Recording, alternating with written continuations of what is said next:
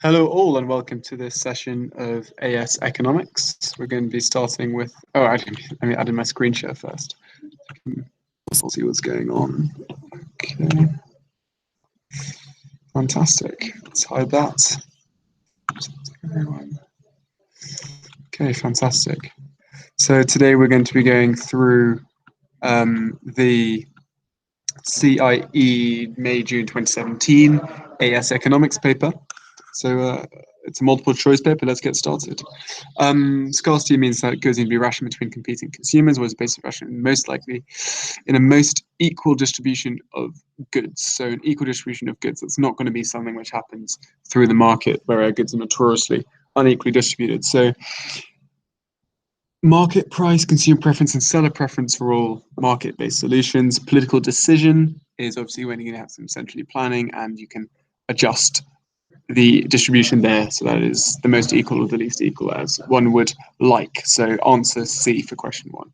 In which aspect is the planned economy likely to offer more than the market economy? Well, competition, certainly not. Planned economy implies that there's government intervention to things which will limit competition in many of the areas that we're looking at. Incentives are also likely to be diminished because in a market-based system, there is the desire to maximize profits and make more money by selling as much as you can. And if you're successful, you'll get a higher distribute. You'll get a bigger share of the pie. Whereas in a planned economy, this is less likely to be the case. Innovation, for the same reason, for that you've got lower competition and lower incentives. The general consensus is that innovation is lower as well in a planned economy, although this is highly disputable, considering that some of the biggest developments that we use today, such as the internet and things like radar and many of the near-field technologies that we use, and were all developed during the war, during World War II, by the US and after World War II. So the government can have a large amount of effect on innovation levels, but quite obviously security is going to be higher in a planned economy where people are guaranteed to have the amount that they require. So 2, the correct answer there is D. Okay, here we see a production possibility curve of a worker picking peas and beans in a 10-hour working day. So either they can divert all their time to producing peas, and then they'll have that high number of peas. We're on the XX line first.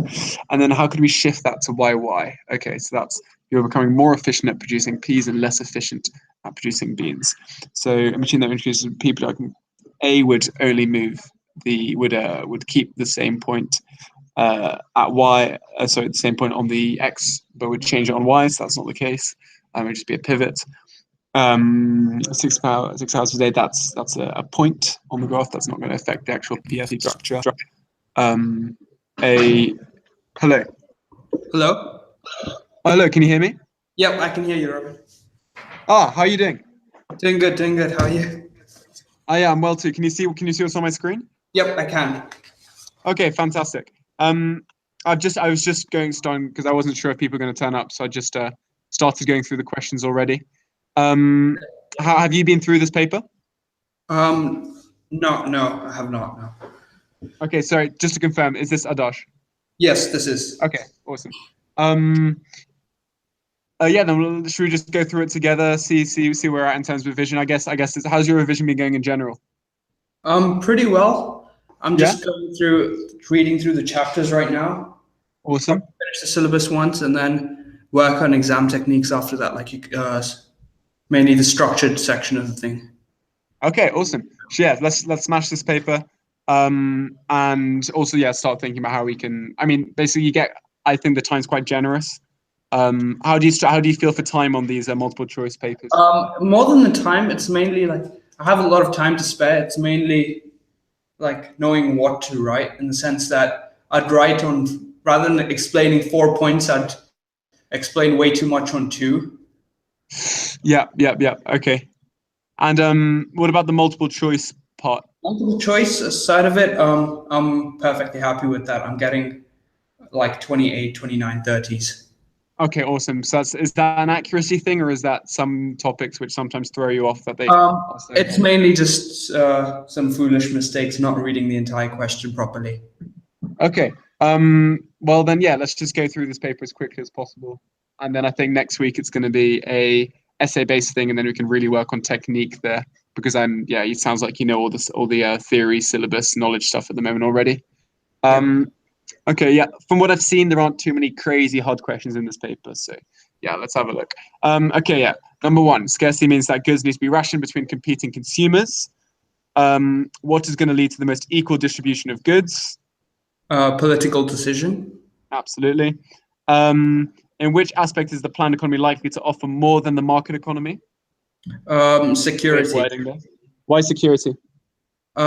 Because competition, it's not likely to offer. Government does it. In terms of incentive, neither, because market economy has more incentive in terms of profit. Innovation, Yep. market economy again, because of competition and things. Okay. Do you believe that? Pardon? Do you believe that a market economy leads to more innovation? Yes, I think because of the profit motive and things. That's Okay. one, and they're more likely to Yeah. get their reward from innovating something. Yeah, I think security is definitely the right answer, but I think it's quite contentious to say that market economies lead to more innovation. Some of the biggest innovations we had in the 20th century, such as the internet, and like flight travel and things like that, they were all Internet was invented by the US government. yeah. Sonar, like all this kind of stuff, which is now leading to like medical developments and stuff. So I think there was a big part for the government to play as well in innovation. But I'd say security is the least contentious answer there. So yeah, keep it at that. Very good. But obviously, if you were to write an essay on it, then you could go into more details on that kind of thing. Okay, a nice PPC here.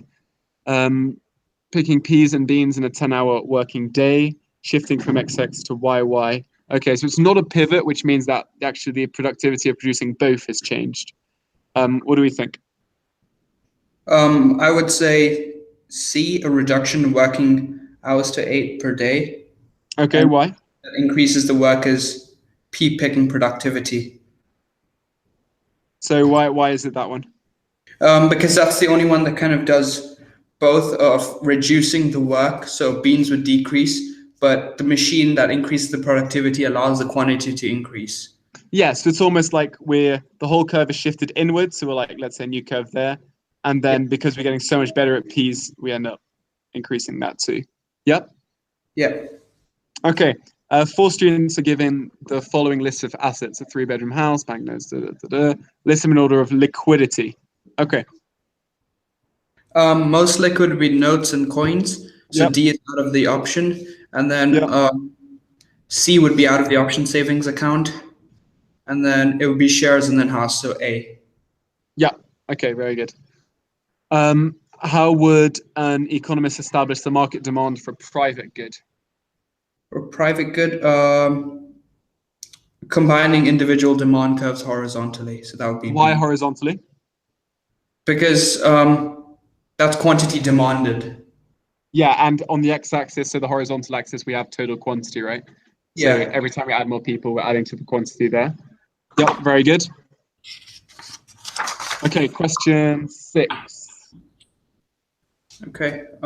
So which pair of change they change from D2 and S2? So supply increases and demand increases. Okay. Which pair of changes would result in market from changing from X1 to X2? So increases fall in price of raw material, decrease in yeah. I'd go with A. Yep, very good. 7. Table lists a set of price and cross price indices for 4 commodities. X, Y. Oh, this is quite a complicated table. Okay. Okay, yeah, I see. Which pairs of commodities are complements? So what is the XED of a complement? Pardon? What is that? What is the cross elasticity of demand of complements? Um, they are usually the same like values of. Sorry, they're negatives. Yeah, negative, exactly right. So which pairs of commodities are complements out of these? So immediately I'd go A because W and X, that's the only one with that combination. And then if you check W and Z, it works out. W and Z, W and Z. Yeah, very good. That's quite. I feel like they've tried to make this question really hard, but then just made the answers really easy there. 7A is correct. The price elasticity demand for a product is constant and equal to unity. What does that mean? Equal to unity? If it's equal to unity, then the revenue stays the same, or total expenditure in this case, so it would be C. Yeah, very good. A bottle making business announced it had introduced a new production system. As a result, the quantity produced per week could be increased or reduced much more easily when the price of bottles changed. What term describes this change? Okay.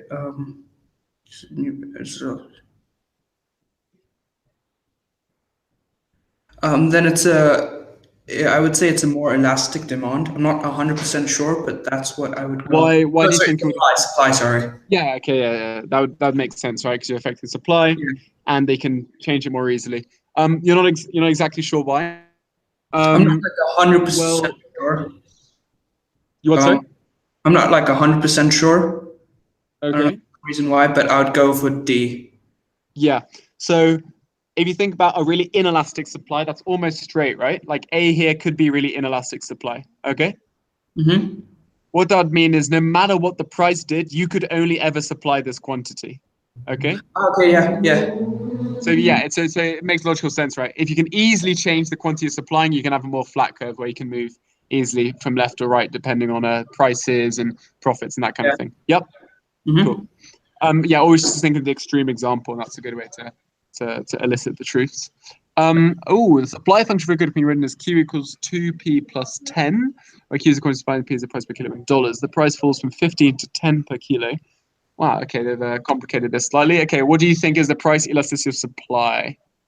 Okay, so first one is 15, 30, 40, and then it falls down to 30. So 40 is 4 with 3. Going for C. Okay. So what's the equation for PES? Change in quantity demanded over quantity supplied. Yep. And what's the percentage change in quantity demanded? Oh, sorry, we're talking about PES. Sorry, prices of supply. So what's the percentage change in quantity supplied? So quantity supplied would change from 40 to 30. Yep. So that's And then a 25% drop, right? yeah. Yep. And then Dropping from 15 to 10 is 2/3. Well, 2/3. It's a 33% drop. Yeah, so a 1/3 drop, right? Yeah. So we're dividing 25 by 33, which would put it in the 2/3 to 3/4 area. Okay. Yeah. How did you figure that out so quick? You just kind of guessed it to be around there. I just kind of did the math. Okay, yeah, fair enough. And I just kind of used some base values like 25 divided by 33% or something is less. It's more than like a half. Yep, but less than 3/4. Less than one. So Yep. C is my only option. If it was an exam, I'd use a calculator to like verify it. Yeah, and you'd have one there.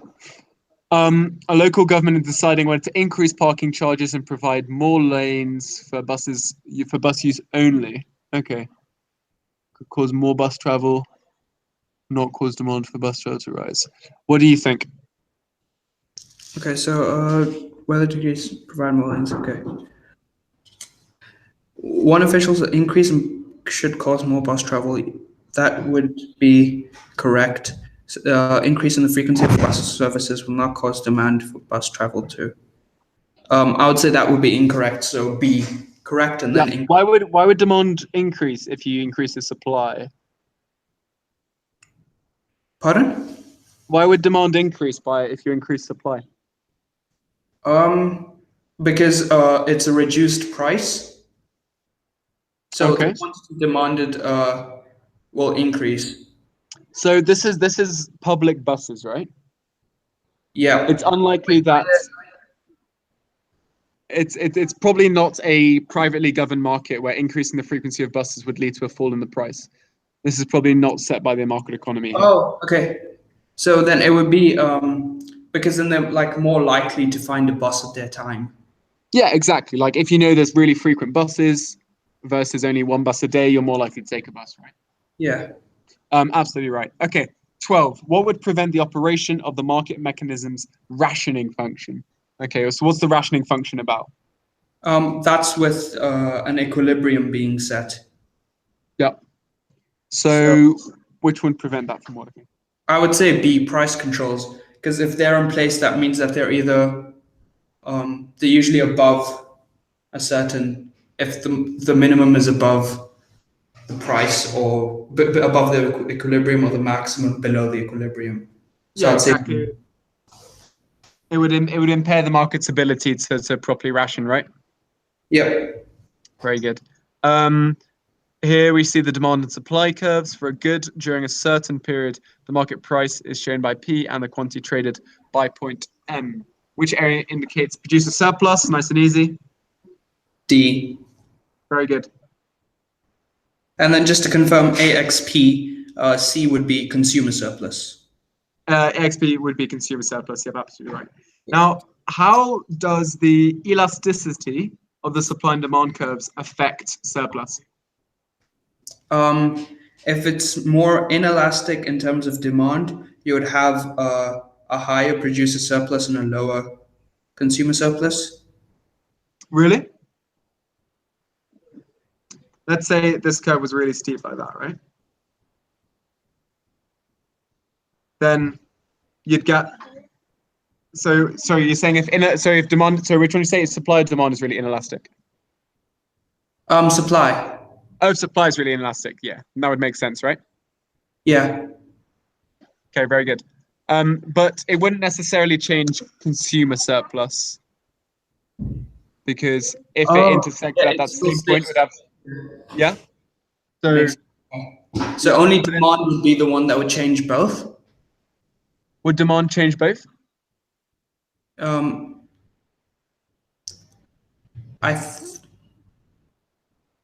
I If it's still going don't through think so. this point, even if it's much steeper, then it's still just going to be this triangle here, isn't it, for producers? Okay, so it's on. Okay, makes sense. So it's only on that specific. Exactly. Okay. So PED affects consumer surplus and PS affects producer surplus, and not the other way around. However, when we're talking about taxes and stuff, then these curves become very important for affecting both parties. Okay. Okay. Have you done the incidence of the tax and who that falls on? Yeah, I've done that one. Very good. Specific taxes. Not about incidence though. Okay. So what is the specific tax on each bottle? That would be from T to W. Sorry, from T to W. From T to W. How do you know that? Because that's the distance between the previous supply curve and the new supply curve after the tax. So how do you know that that's the amount of the tax? That's like the change in price. There's only like vertical movement.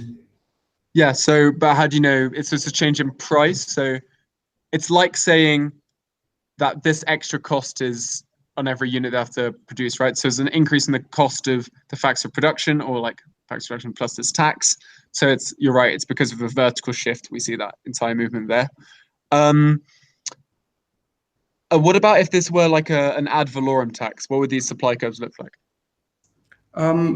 Then they would be curved. I'm just trying to figure out which way.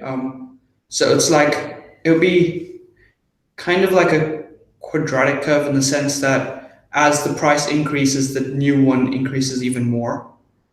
Yep, very good. Because it's a percentage of the current price. Yeah. So do you think it'd be quadratic in the sense that it's exponentially increasing away from the supply? Yeah. Yeah. Well, it's a fixed percentage, right? So it's going to be a straight line as well, but it's going to be an inequality sign. Okay. So it's going to be a supply curve, but increasing as well, as you say, you're absolutely right. The amount will increase, but not exponentially. If it's cost you £10, it's going to be £1 tax, so it's going to be up a little bit. If it costs you £100, it's going to be and if it costs you £100, it's going to be £10 tax, so it's going to be up a little bit more. It's not going to be a curve like that. It's going to be a straight line. Okay. But the value in between would be that quadratic. Okay, I was mixing the two. A market is in equilibrium at point X. The government then subsidizes both consumers and producers by direct payments. What would be the new equilibrium position? Okay, so direct payments. What's a direct payment? Isn't it kind of like, wait, actually, honestly, I don't know. I'm not gonna try. No, give it a try. What do you think? Basically like just giving them money. That's what I. Yeah. And is it dependent on the quantity which they buy or sell or produce? Pardon?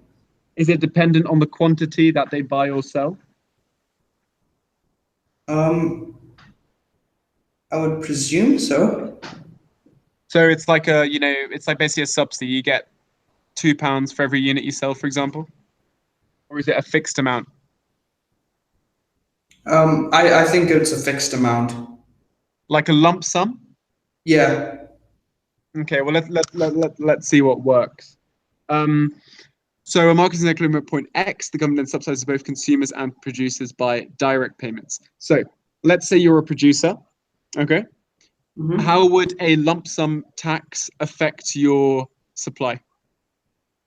How would a lump sum tax? Sorry, a lump sum subsidy affect your supply? It would shift to the right. Why would it shift to the right? Because it became cheaper to produce, or like. Has it become cheaper to produce? Oh no, it doesn't. No, right? It doesn't affect any of your decisions. You just right. So a lump sum subsidy to a company will not affect any of its profit margins. Won't affect any prices. They've just been given some money because they're at the profit maximizing point already. Okay. Mm-hmm. What about for consumers? How would they be affected by a lump sum? Aggregate demand in general would increase. So there's likely to be some increase in how many of this they buy, right? Just because they're wealthier. Yeah. As long as this good isn't a inferior good. Okay. Yeah. Agreed. Agreed. So it's not a lump sum subsidy. You can tell that because you just got a direct payment is going to be it's a subsidy, so it's going to be per unit kind of thing. Okay. Okay. So yeah, if it's a per unit thing, then how would these curves shift? If it is per unit, then it would be S3. It would shift to S. The supply would shift to S3. Right. And then, so then they would be in new equilibrium at C. Yeah, very good. Which is a transfer payment. Okay.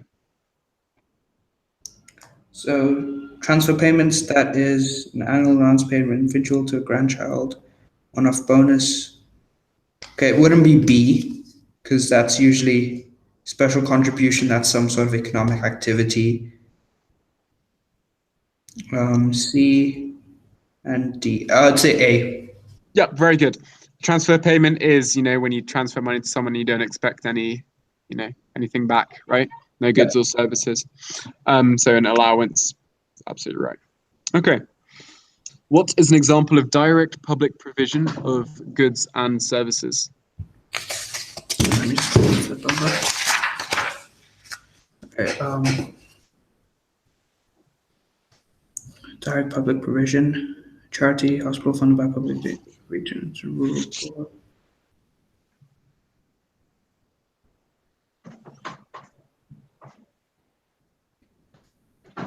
I would say B. Okay, why B? I'm not sure if I'm right in terms of direct public provision, but that's the only one that kind of goes to the people rather than them coming to that, if that makes sense. It's the only one that. So like public provision is going to be something to do with the government getting involved, right? Yeah. So if it's funded by public donations, then that's already not the case. Yeah. A pharmacy, that looks like it's certainly private. Private. And a private school, offers free places to children of low-income families. Yes, that's not a market kind of thing, but it's not provided by the government. It's provided by a private school. So you're absolutely right. It's going to be a mobile government library. The clue's there.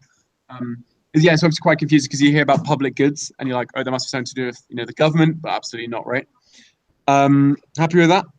Yeah. Okay, awesome. What do you think about 18? What would supporters of a nationalized public transport service expect to be the most likely outcome from the privatization of train and bus services? So they're asking it's quite a clever way to ask it. They're asking it from the point of view of a nationalized public transport service. Supporters of it. So they wouldn't say B. Probably not. They wouldn't say C either. They wouldn't say. I would say A. That's the only one that's like a negative. Yeah, and why would we expect fewer destinations to be served by a privatized train and bus service? Maybe like the more remote locations aren't as profitable as the others. Yeah, exactly right. But they might still be very important because there might be a lot of OAPs, old age pensioners living in these places who obviously wouldn't be able to get into town because they're not allowed to drive. So even though they might not be profitable, they might still be worth having in a mixed economy. Okay. The diagram shows a shift in the aggregate demand curve in the economy from 80 to 82. Aggregate demand is increasing here. What could have caused this shift? Okay. A would be false because increase in expenditure on imports would not really increase the national income. No, decrease it. Yeah, so it would not increase it. Okay, decrease it. B, increase in government tax rates would not. I don't think it would increase the aggregate demand. What would it do to aggregate demand? It would decrease it as well. Yeah, and what do you describe things that decrease aggregate demand? Things like higher taxes, more imports. I don't know. I don't know the word. We describe them as leakages. Heard of this? No, I've not. So whenever we're talking about the circular flow, do you know your circular flow diagram? Yep. And we have injections and leakages. So things like higher tax rates, that's a leakage because money is taken out of the circular flow between households and companies and being sent to this other place, the government. Higher imports is also a leakage because money is again taken out of the circular flow and being sent to other countries. Okay? Yeah. So things like injections might be things like exports, government spending, investment. Oh no, that's already within the circular flow. Savings and other leakage, spending, all that kind of stuff. Okay. So which one's it going to be? So it would be D. That's the only one. Yeah, very good. An increase in the money supply. Obviously, some people would disagree with this. Why might they disagree with this argument? With 90.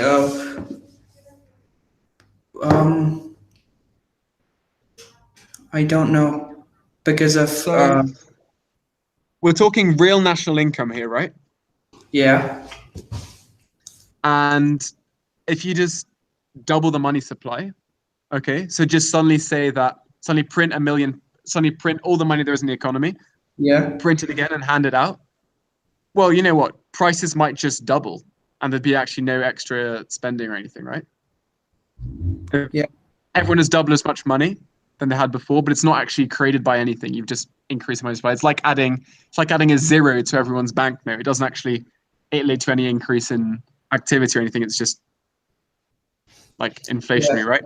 So there's monetarists such as Milton Friedman, who would argue that any increase in the money supply just leads to the exact amount of inflation and to no extra economic activity. And because this is real national income versus price level, that would mean that AD actually stays in the exact same spot. Okay? So wouldn't price level increase, theoretically? Like the price level would increase? Like how would you on the diagram? Because the price level increased from previously. Okay, but so national income stayed the same. Well, in fact, so all that AD tells you, AD is just a relationship between the price level and real national income. Okay? So what it would mean? It'd be a movement along the curve, wouldn't it? Would be here, and then would move here. Okay? Yeah. But because we've increased the money supply, people have more money anyway, so it'd probably just stay in about the same place. Okay? Yeah, makes sense. Cool. I was Um, thinking of it from like a value perspective, like if you give it numbers rather oh than a yeah, yeah, you got to just think about it as a relationship, right? yeah. And then it's basically the neoclassical versus Keynesian debate about what increases in the money supply actually do. Quantitative easing. Have you learned? It's QE is not on your syllabus, is it? Pardon? QE quantitative easing is not on your syllabus yet, is it? Don't think so. Okay, it's more of an A2 topic. Have you heard of it? Quantitative easing. No, I've not. Okay, well it's very interesting monetary policy which has been used in the UK, EU, and the US, because basically interest rates are the best, easiest, and best way to increase economic activity during recession. These basically hit the zero lower bound. What was the UK base rate? 0.25 at its lowest, right? You can't really go much lower than that. So they have to try to find some kind of unorthodox ways to inject momentum into the economy to boost aggregate supply. And they basically did this thing called quantitative easing, which is increasing the money supply, but in a more exciting way. Okay. If you're bored of AS Economics Revision and want to waste 15 minutes of your life, have a read about QE. Okay, so 20. Which statement about changing price levels is correct? I'm just gonna go A because as soon as I read that, that's correct, and I'm confident about that. So A. I'm not even gonna read the other options. Yeah, absolutely right. Absolutely right. Obviously, in an exam, probably worth reading them just in case you've Yeah. misread something. But yeah, absolutely right. Rising real income during inflation. Very good. Which combination of events is most likely to cause inflation? Okay, so exchange rate, a falling exchange rate, then Sorry, exchange rate falling or rising? I didn't hear that. falling. So A or B. Falling. Very good. Yep. Direct taxes has to be falling as well. Then money Yep. supply rising. Yeah, very good. So here they do recognize this link between money supply and inflation. Or that could just be that they're saying money supply leads to higher economic activity, leading to higher prices. Either way. Yeah, I think you're absolutely right. B. Okay, 22. Table gives information. Table gives information about the trade between Singapore and New Zealand during 2001. First year after they signed a free trade agreement. Values are given both in Singapore dollars and New Zealand dollars. Okay, what can be concluded from the table? So, percentage. So, to exports is 5,000, imports is 331. New Zealand did not gain more because they have a trade deficit. Very good. Did it improve? It did not. It worsened. I'd say C. Singapore had a trade surplus with New Zealand in 2001. Yep, very good. And how about the exchange rate? How do you know it's not that? Approximately 1.2. It's not because the New Zealand dollars ones are always higher than the Singapore dollars, so that's the weaker currency. Okay, very good. One and also they don't really give you enough information to figure it out, do they? Could you not necessarily just do 508 divided by 618 and then find out? Figure it out like that. Yeah, that could work too. Yeah. And is that, yeah, but it's the other way around, so it'd be more like 1.2 Yeah. to. Okay. 23. Country X conducts 60% of its trade with country Y and 40% of the trade with country Z. The initial value of the trade weight exchange rate of index of country X is 100. Okay. What would be its new trade weighted exchange rate index value if its currency rises in value by 20% of the currency of Y and falls by 10% against the currency of Z? Okay, this is a complicated maths thing. What do you think? Okay, so if rises in value by 20% against the currency and falls by 10%, immediately A and B are out of the equation, so it's C or D. How do you know that A and B are out of the equation? Because it rises in value by 20% against currency Y and falls 10% against currency of Z, which And Y is the more important has a one, right? greater weighting than Z, so Yeah. it doesn't matter. So A and Yep. B is out. And then Yep. 20% times by 6. I'm just gonna, that's 12 minus 4 is 8, so I'm gonna go C. Very good. 23C. That's quite lengthy, isn't it? New trade weighted exchange rate index value. It's a lot of adjectives for that now. 24. In the diagram, D1 and S1 are the initial supply and demand curves of the pound sterling on the foreign exchange markets. Okay, so in terms of USDs, demand for the pounds increased and supply has decreased. Okay, what do you think? So an increase in demand and decrease in supply. Okay. So depreciation of pound sterling. No. Decrease Why in not? interest rates. Why not A?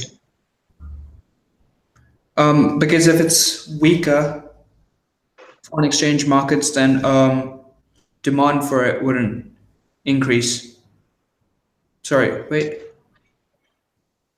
Supply wouldn't decrease. I mean, yeah, supply wouldn't decrease, would it? Well, a depreciation of the pound sterling is what this market is, right? Yeah. These demand and supply curve shifting are what caused the depreciation. So you can't say that a depreciation causes the demand curves and supply curves to shift, right? It's the other way around. Okay. Oh yeah, yeah. Yeah. Okay. You got to remember that this is That was pretty. German. Yeah. Yeah. What about B? What do you think about that one? Okay. B, a decrease in interest rates. If there's a decrease, then people would demand less because they wouldn't really save in those banks. Very good. What's that called? Hot money. Very good. And is it people like you and I? It's usually large amounts by like big multinational firms, corporations. Yeah, exactly. And asset managers and hedge funds chasing the highest returns. Like me and like you and I, I'm going to set up a bank account in Zanzibar because it's got the highest interest rate, right? Yeah. Okay, C. An increase in the price levels of other countries, that is possible. Okay. That's, I'm just gonna keep that. And then D, an increase in the level of UK import tariffs. Then if there's an import tariff, then supply wouldn't decrease. Yeah. Because if there's an import tariff, then people are less likely to buy, so it's more likely to have it in that. Oh, yeah, an import tariff would mean that people are going to demand less pounds, right? So yeah. Less exports. In terms of supply, we're not entirely sure because that's people from the UK buying stuff from other countries. Oh yeah, we don't know how that would change. Markets the other way around. Yeah.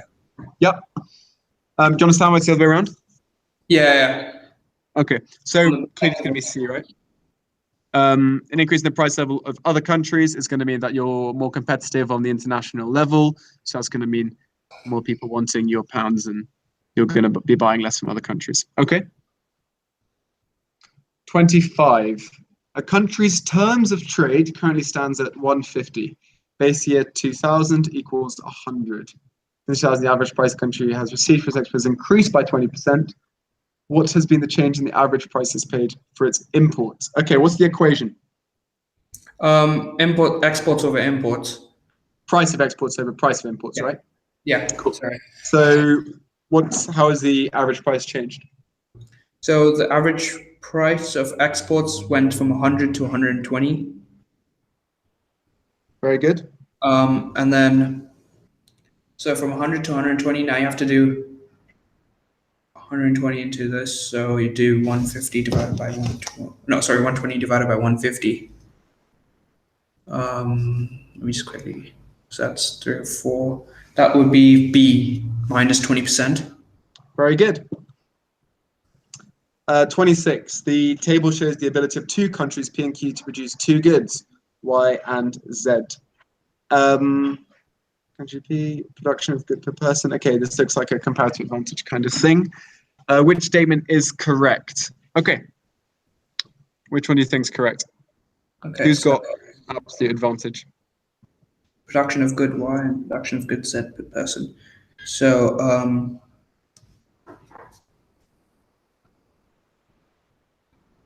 it has country P has an absolute advantage in good Z. Yep. And Q has a comparative advantage in Y. Okay, so P has a comparative advantage in both goods, actually, right? Yep. Um, Yeah, but sorry, so Q. an absolute advantage. P has an absolute advantage in both goods, right? Yeah, but Q does not have the absolute advantage in Z. So Yeah. So which one's correct? B. B. Very good. And how did you figure out which one had comparative advantage in what? The ratios. Yeah, the ratios. It's about opportunity cost, isn't it? Yeah. And just quickly, what are the assumptions behind this Ricardian comparative advantage stuff? Trade. There's very little or no transport costs, Very good. and there's perfect factor mobility between the Very two. good. Is there anything else? So perfect factor mobility, no transfer costs. Does the ratio of the prices between the two goods matter? Oh, currency exchange stays the same. Currency exchange rate. Yeah. Fine. But What, let's say, Can you explain that? I'm not really sure about the third one. I don't really know. okay, so the most important one is Yeah. that the ratio of the price of the two goods lies between the opportunity costs. Do you Yeah. remember Okay. this? I remember this. Yeah. Yeah. That, Otherwise, what happens? otherwise, they would just stick to producing their own. Yeah, otherwise one country would benefit a lot and the other country wouldn't benefit, right? Yeah. So they wouldn't engage in that. Okay. Yeah. I think the one you brought up about currencies staying about the same is that if currencies are moving around too much, then it's gonna be difficult to keep that price ratio between the two opportunity costs. And it's gonna be harder to figure out what these opportunity costs and stuff are. All the maths becomes a bit more complicated, and it becomes less clear cut about who's got to produce what, and if the prices are moving around, it's gonna be hard for, for example, if one country specializes in steel and the other country is making a lot of cars, then those car manufacturers are really going to struggle if the price is moving around too much for its steel. Okay. Yep. 27. Which government policy could be considered as a protectionist policy? Okay. So protectionist and imposition of controls on capital outflows from the economy. I'm not entirely sure, but let's subsidies, pollution charges. What is protectionism? Um, that's what I'm not 100% sure about. So I Okay, so presume, Trump is a protectionist. keep all the foreign producers from trying to like predatory pricing and things to keep like your domestic producers alive. Precisely. It's you're valuing your domestic suppliers over your domestic consumers or anybody else. Okay. So I would go D. Okay, why not B? Foreign exchange intervention to prevent devaluation of a. Well, because if it's low, if the country's currency is it's devalued, then it becomes then the wait, if it's devalued, you could sell for more, but to prevent it, doesn't it then make your goods more expensive or something in So the market? Could yeah, you? if you prevent a devaluation, that's going to be bad for your domestic suppliers, right? Because they'll find it harder to export and compete on the international market. That's what I was thinking. Yeah, Is very that good. okay? Yeah, you're absolutely right. D is the correct answer. Because if you're paying subsidies for a tradable good, then that's gonna clear protectionist policy. That's gonna mean that they can undercut foreign suppliers. Okay. Yeah. So can you give an example of this kind of protectionist policy in the world today?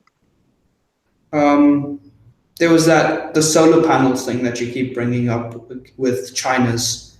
There's like an 80% Yeah, thing on Chinese solar panels imported into yeah, the U.S. yeah. There's a big tariff put on it. But can he give an example of a subsidy as a protectionist policy? Oh, I don't know if any real world ones. I'm just trying to think. Yeah, Have I you don't ever know. heard of the CAP, the Common Pardon? Agricultural Policy? Ever heard of it? No, I have not heard of it. Okay, so CAP is an EU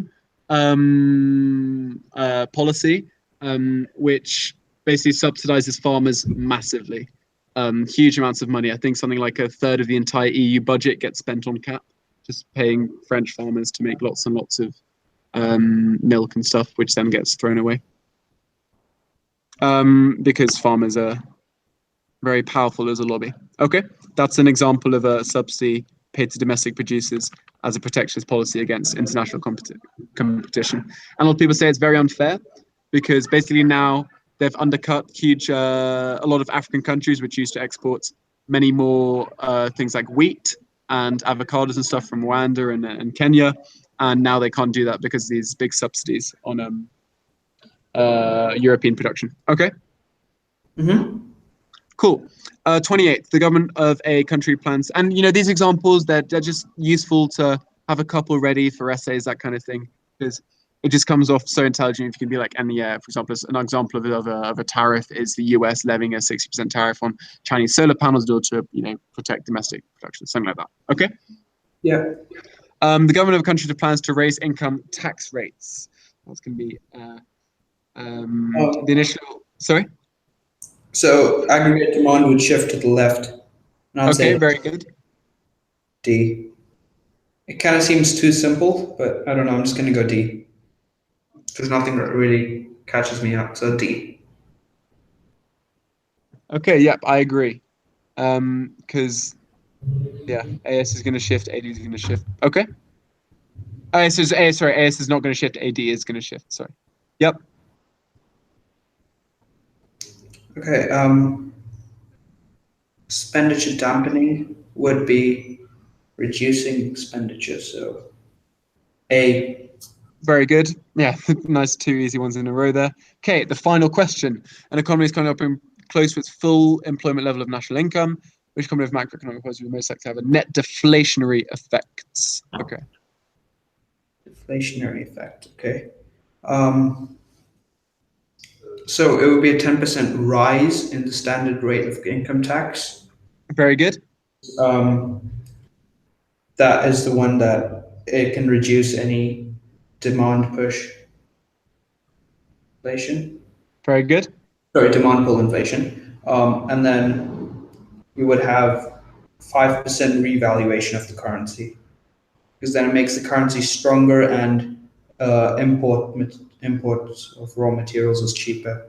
So cost push is tackled as well then.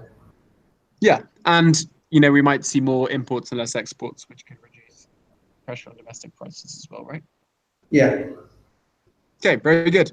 That looks like the paper finished. Yeah, really well done. There were one or two questions which just took a second reading, but I didn't think there was anything crazy to throw us off there. How did you feel about it? Went pretty well. Yeah. One or two definitions and things like special words that I have to be careful of. Yep.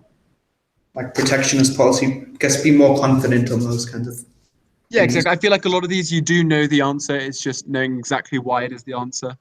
So you don't get thrown off in the day. But yeah, I really feel like your revision's coming together. You've got really good intuition for this kind of thing.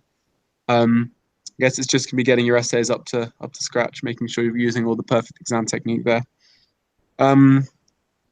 Cool. Session on written work next week. Yes. Would it be possible if I can do like the paper and if I can maybe send it over to you and you can mark it? That would be really helpful. I think that that'll allow me to see what your writing style's like rather than just orally get you to explain your answer. Sure, do it. Could you send it to me 24 hours before the session Yeah, though? definitely. I'll try to send it to you at the end of the weekend. Oh yeah, that'd be absolutely perfect. Let's just think. Yeah, I will have time to mark it by 4 o'clock. Cool. And then we'll go through the session on it. Yeah, very good. Any final questions on anything? No, nothing else. Cool. Pop it to me on the Slack. Okay, yeah, we'll do. Thanks very much, Josh. See you. Bye, Robert. Thank you.